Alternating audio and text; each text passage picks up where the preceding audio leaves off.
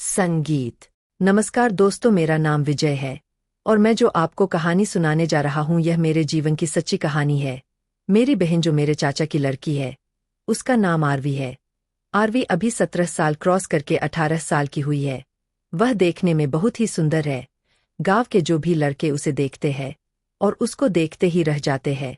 दोस्तों, मेरे पिताजी और मेरे चाचा जी किसान हैं। सुबह होते ही वह लोग खेतों पर निकल जाते हैं और फिर काम करके सीधे शाम को ही वापस लौटते इसलिए घर पर केवल मैं और मेरी बहन आरवी रह जाती थी और हम दोनों के बीच खूब हंसी जाग चलता रहता था। एक दिन पापा और चाचा सभी लोग सुबह सुबह खेत पर गए हुए थे। घर पर सिर्फ मैं और मेरी बहन आरवी थी।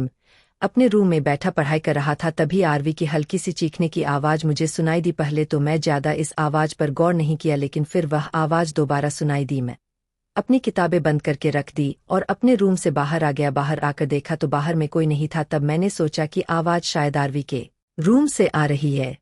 जब मैं आरवी के रूम की तरफ देखा तो दरवाजा पहले से खुला हुआ था। मैं कमरे में झांक कर देखा तो आरवी बिस्तर पर लेटी हुई जोर जोर से चिल्ला रही थी। मैं आरवी के पास गया और उसका हाथ पकड़कर उसके पास बिस्तर पर बैठ गया और आरवी से पूछने लगा, क्या हुआ आरवी? तो आरवी कहने लगी, कुछ नहीं भैया, नीचे जोर जोर से दर्द हो रहा है।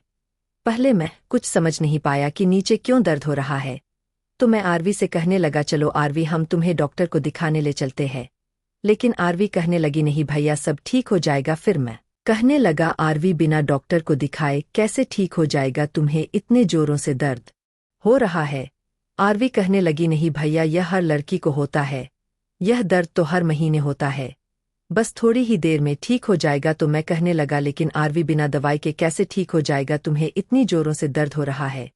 तभी आरवी मेरा हाथ पकड़कर धीरे से बोली, भैया, मुझे मासिक धर्म आया हुआ है और यह नेचुरल सी बात है, हर लड़की को आता है।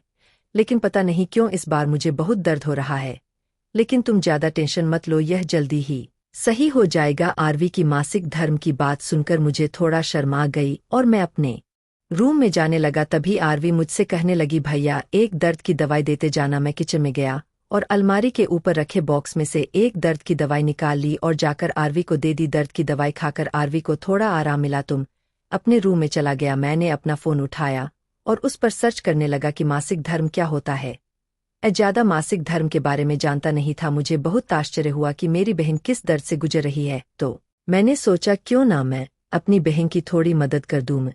फिर से आरवी के रूम में गया और जाकर बेड पर बैठ गया। मैंने कहा, बहन, बुरा ना मानो तो मैं तुम्हारे पैर दबा दूं, इससे तुम्हें थोड़ा राहत मिलेगी। फिर मैंने आरवी का एक पैर उठाकर अपने ऊपर रख लिया और उसे होली होली से दबाने लगा। थोड़ी देर पैर दबाने के बाद मैंने देखा कि आरवी धीरे धीरे से अपनी आंखें बंद कर रही है।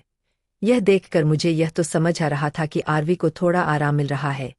फिर मैंने सोचा कि क्यों ना मैं आरवी के दोनों पैर अच्छे से दबा दूं ताकि उसको ज्यादा आराम मिल सके। तो मैं उसके दोनों पैरों को उठाकर अपने ऊपर रख लिया और आराम आराम से दबाने लगा। लेकिन आरवी ने टाइट जीन्स पहन रखी थी जिससे उसके पैर दबाते हुए नहीं बन रहे थे। मैंने अपने हाथों से आरवी की जीन्स को थोड़ा ऊपर किया और उसके पैर के तलवों को आराम से दबाने लगा। फिर आरवी कहने लगी, भैया, आप अपने हाथों से ही मेरी जीन्स निकाल दो। इतना सुनने के बाद मुझे पूरी इजाजत मिल चुकी थी। उसके बाद हम दोनों के बीच एक अलग रिश्ता बन गया। धन्यवाद।